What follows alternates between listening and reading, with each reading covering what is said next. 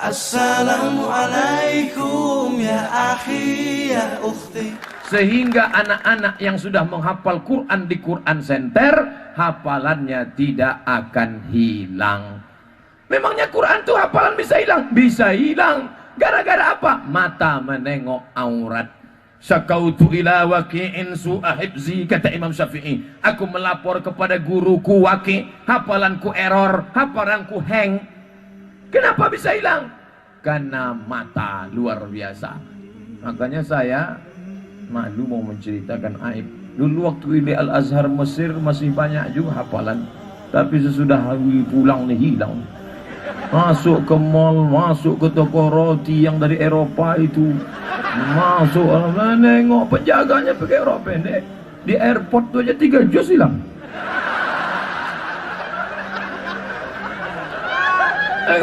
Tengok lutut kiri sejus, lutut kanan 1 juz. Berbalik dia pinggang 2 juz. Astagfirullah. Makanya saya kalau udah undangan keluar kota naik pesawat, cemana lah nanti. Di dalam pesawat tuh bolak-balik dia lewat. Saya udah sengaja saya tak mau bicara dengan pramugari ini. Saya pasang muka seram. Begitu di pintu ditegurnya, "Bapak," kata, "La ilaha illallah. Awak pakai baju koko, pakai peci," ditegurnya juga. Saya sengaja sembunyikan tiket. Ditanya, "Nomor berapa?" Tengok tiketnya, ramah betul dah pula dia. Tadi pas mau turun, datang pula itu pilotnya mau ngajak selfie. Ustaz Somad ya, berdoa saya mudah-mudahan pramugari ini jangan ngajak selfie. Imam dari Palestina, hafal 30 juz Quran di kepala, diundang di masjid. Orang Palestina ini makanannya itu roti. Tak bisa dia makan lontong sayur, mencret. Maka masuklah dia ke toko roti. Ketika dia mau masuk toko roti, mau langkahkan kaki, tak jadi, mundur. Le itu bahasa Mesirnya limadha. Kalau bahasa kitanya why? Kenapa kamu tak masuk ke dalam? Kata dia, aku takut hafalanku hilang menengok lutut-lutut rok pendek. Biarlah tak sarapan pagi, asal hafalan jangan hilang. Masuk dia lagi ke mobil. Datang Ustaz Somad, masuk aja ke dalam.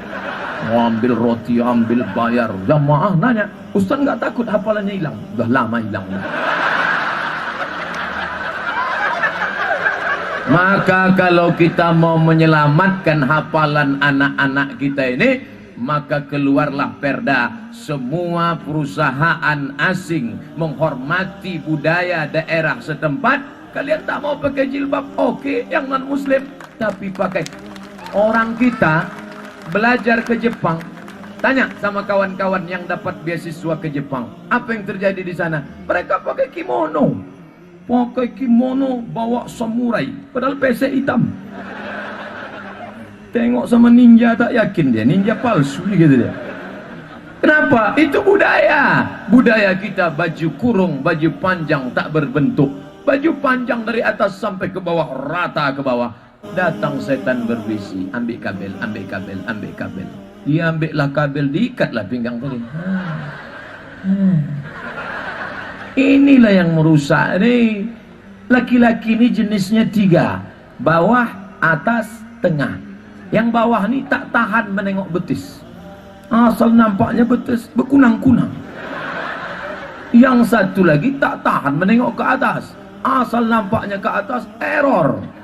Yang satu lagi tak tahan menengok ke tengah. Asal ke tengah, hang.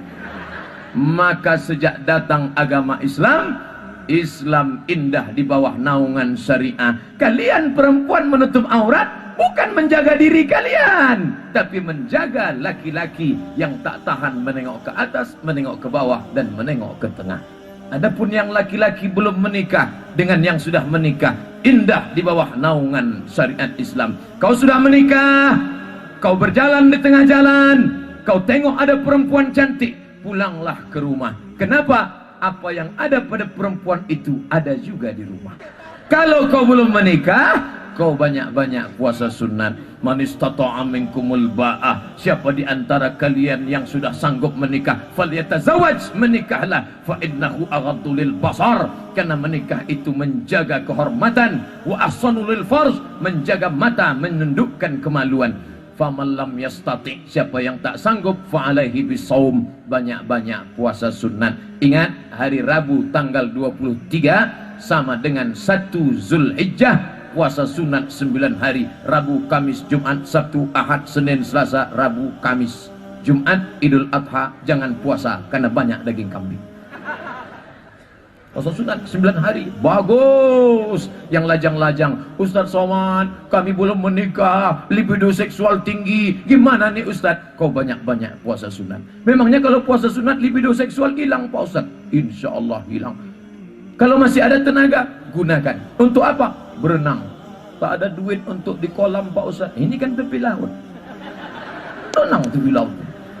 Memangnya kalau saya banyak berenang, insya Allah hilang libido saya. Kalau kau berenang sampai ke tengah, bukan cuma libido seksual yang hilang, kau hilang sekalian. Apa ibu yang dimuliakan Allah Subhanahu wa ta'ala. Oleh sebab itu, ketika syariat Islam ini datang, yang perempuan terjaga, yang laki-laki terjaga, dan indahnya di bawah naungan syariat Islam. Dulu orang kaya makin kaya, orang miskin makin susah, makin melarat. Duit disimpan, dibungakan. Mau pinjam berapa? 1 juta, bayar 1.200.000. Mau pinjam berapa? 3 juta, bayar 3.200.000. Maka duit berkumpul banyak, riba.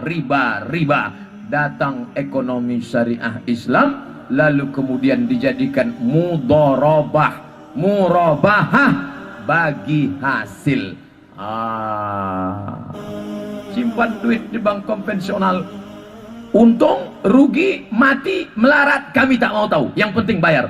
Tapi kalau sistem ekonomi syariah, murabahah, bagi hasil. Misalnya saya orang kaya nih, tak pula ada yang percaya saya ini kaya. Lalu saya ada duit 5 juta, lalu saya panggil anak muda, sini, ku pinjamkan engkau 5 juta, kau mau buat apa? Saya mau ternak lele Pak Ustaz. Ini kau ternak lele, nanti kalau untung kita bagi hasil. Sejak duit saya dia pakai, maka mulai malam itu insya Allah tak tinggal solat tahajud berdoa. Kenapa? Karena takut duit tak balik. Asal terdengar suara petir menggelegar, hujan turun, ya Allah, jangan sampai hujan lebat sehingga lele-lele dia itu hanyut, ya Allah. Karena kalau lele yang hanyut tak balik duitku itu nanti, ya Allah.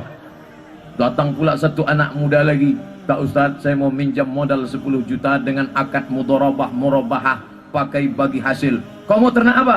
Saya mau ternak ayam Pak Ustaz. Oke, kasih ternak ayam. Sejak dia pinjam duit untuk ternak ayam, makin khusyuk berdoa. Kenapa? Karena kalau ayamnya ini mati, ayamnya ini stres, maka dikasih nasihat, dibuat pelatihan ternak ayam. Jangan kau ternak ayam di dekat airport ya. Kenapa? Karena kalau dekat airport banyak pesawat, ayam ini mudah terkejut. Asal didengarnya suara pesawat merajuk, ada yang tak mau kawin, ada yang stres, ada yang mati, ada yang tak mau makan. Maka tak boleh beternak ayam dekat airport. Maka dengan itu semangat berdoa, ekonomi dikuitkan, diduitkan, duit banyak beranak pinak, disuapkan ke makanan anak, makan riba. Anak pun makan, yang dimakannya bukan duit. Tak ada orang makan duit, dia makan nasi, tapi nasinya dibeli dari beras, berasnya dibeli dengan uang riba. Nak, baca doa ya. Iya ma. Allahumma barik lana fima razaqtana wa qina azabannar. Yummy. 1 piring nasi riba masuk ke dalam mulut, dikunyah, berubah menjadi darah bergumpal di dalam jantung, menyembur naik ke atas otak pikirannya haram. Bapak ibu semua hafal ayatnya, saya bacakan. Nasiyatin kadhibatin khati'ah. Mana nasiyatin? Kalau tengok anak kecil baru lahir, berdetak-detak kulit kepalanya, ubun-ubun, itulah nasiyatin. Nasiyatin, otak bagian depan. Kadhibatin, pembohong, pendusta. Khati'atin, pembuat dosa. Orang berzina bukan kemaluannya yang salah. Orang mencuri bukan tangannya yang salah, tapi ada yang memerintahkan. Otak mana? Otak depan. Saya tak percaya Ustadz cerita otak. Memangnya Ustadz spesialis otak? Ada yang nelpon saya dari Universitas Riau. Assalamualaikum. Waalaikumsalam. Ustadz, kami undang seminar di Fakultas Kedokteran Universitas Riau. Seminar apa? Saya kan Ustadz. Masalah otak Pak Ustadz. Saya tak paham otak. Kalau otak paham saya. Ustadz bacakan ayat sama hadisnya aja. Nanti ada dokter yang akan menjelaskan. Saya pun datanglah ke sana. Dijelaskanlah. Ustadz Somad, otak itu ada 4 Ustadz. Otak depan, otak belakang, otak kanan, otak kiri. Oh, yang berpikir itu otak depan Pak Ustadz. Kalau makanan haram menyembur darah dari jantung naik ke otak, maka otak ini isinya haram, haram. Jangan heran. Saya heran Pak Ustadz nengok kawan saya ini. Ngobrol sama dia 5 menit. Menit pertama itu aja yang halal. Habis itu haram aja. Kenapa ya Pak Ustadz? Inilah jawabannya. Gara-gara makan haram. Subuh, Allahumma adina fi man hadait wa afina fi man afait. Doamu tak dikabulkan. Kenapa? Mat'amuhu haram. Karena kau makan haram. Allah haramkan mengabulkan doa dari lidah yang memakan yang haram. Lidah yang kau pakai untuk makan riba, makan haram, itu juga yang kau pakai untuk berdoa kepada yang maha halal. Assalamualaikum ya akhi ya ukhti.